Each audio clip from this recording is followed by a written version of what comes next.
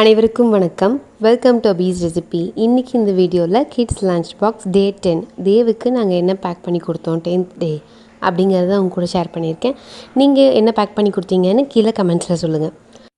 இன்றைக்கி ரைஸ் பார்த்திங்க அப்படின்னா கொண்டக்கடலை போட்டு ரைஸ் செஞ்சு கொடுக்கலான்ட்டு. ஸோ ஒரு கடாயில் கொஞ்சம் எண்ணெய் ஊற்றிக்கிட்டேன்.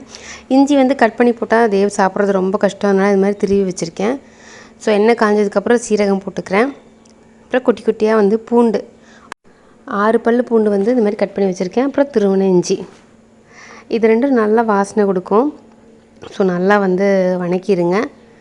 அதுக்கப்புறம் கொஞ்சம் மீடியம் சைஸ் சின்ன வெங்காயம், சின்ன வெங்காயம் கிடையாது, அதை கட் பண்ணி வச்சுருக்கேன்.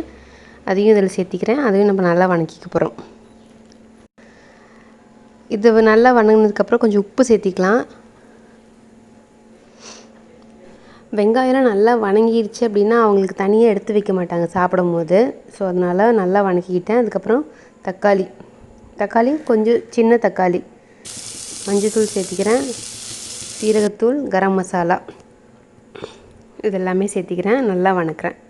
அதுக்கப்புறம் கருவேப்பிலை, கொத்தமல்லி இதுவுமே கட் பண்ணி தான் போடுறேன். முழுசாக இருந்துச்சுன்னா எடுத்து வச்சிடுறான், சாப்பிட மாட்டேங்கிறாங்க.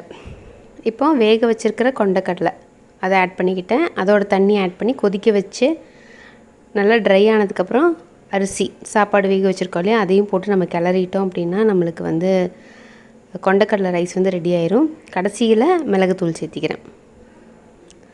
அவ்வளோதான், நம்மளுக்கு சன்னா ரைஸ் ரெடி ஆயிடுச்சு. இது ஒரு டிஃபனில். இன்னொரு டிஃபனில் பார்த்திங்க அப்படின்னா காலிஃப்ளவர் ஒரு கொஞ்சமாக தண்ணியில் அவனுக்கு அளவாக மட்டும் எடுத்து போட்டு ஒரு பாத்திரத்தில் ஒரு 5 நிமிஷம் கொதிக்க விட்டுக்கிறேன். அப்புறம் ஒரு கடாயில் நெய் ஊற்றிக்கிறேன். நெய் நல்லா காஞ்சதுக்கப்புறம் பூண்டு குட்டி குட்டியாக கட் பண்ணி வச்சுருக்கேன், அதை சேர்த்திக்கிறேன். அப்புறம் புதினா இலை, இதில் வேறு எதுவுமே சேர்த்தலை. நல்லா இது அதில் ரோஸ்ட் ஆகணும் அந்த நெய்யில். அதுக்கப்புறம் காலிஃப்ளவர் ஒரு ஹாஃப் பாயில் வரைக்கும் அதில் வெந்துச்சுன்னா போதும். ஃபுல்லாக அந்த தண்ணியில் வேக விடணும் அப்படிங்கிற மாதிரி கிடையாது.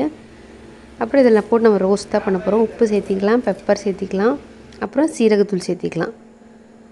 ஸோ இவ்வளோ தான். மூணுத்தையும் வச்சு நல்லா ட்ரை ரோஸ்ட் பண்ண போகிறோம். நம்ம அந்த பூண்டோட நெய்யோட ஸ்மெல் தான் அதிகமாக இருக்கும். குழந்தைங்களுக்கு ரொம்ப பிடிக்கும். நல்லா ரோஸ்ட் பண்ணிடுங்க. இப்போ நல்லா ரோஸ்ட் ஆகிடுச்சு. இப்போ நம்மளுக்கு இன்னொரு டிஃபன் ரெடி ஆயிடுச்சு. ஸ்நாக்ஸ்க்கு பார்த்தீங்க அப்படின்னா க்ரீன் கிரேப்ஸ் தான் வேணும்னு அவங்க சொல்லிட்டாங்க. ஸோ அதனால் க்ரீன் கிரேப்ஸு. ஸோ இதுதான் நான் பேக் பண்ணி கொடுத்துருக்கேன். உங்கள் வீட்டில் நீங்கள் என்ன பேக் பண்ணி கொடுத்துருக்கீங்கன்னு கீழே கமெண்ட்ஸில் சொல்லுங்கள். இந்த காம்பினேஷன் பிடிச்சிருக்கா அப்படின்னா ஒரு லைக் கொடுங்க. மறக்காமல் நம்ம சேனலுக்கு சப்ஸ்கிரைப் பண்ணுங்கள். Stay healthy, be happy. Thank you.